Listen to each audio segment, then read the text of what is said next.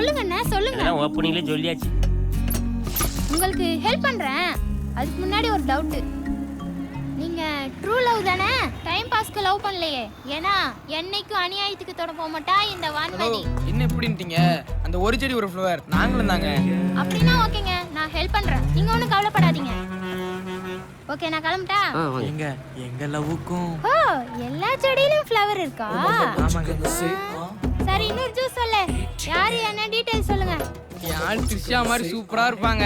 இதுல தான் ஸ்கூல் போயிட்டு இருப்பாங்க.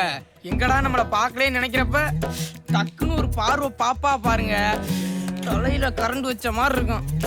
நைட்டு ஃபுல்லா தூக்கமே வராதுங்க. மூவால யாழ் அப்படியே நமிதா மாதிரியே இருப்பாங்க. நல்ல மேட்சிங். அங்கே இருந்தா பாப்பீங்க? ஆமாங்க. ஆமா. ஐயோ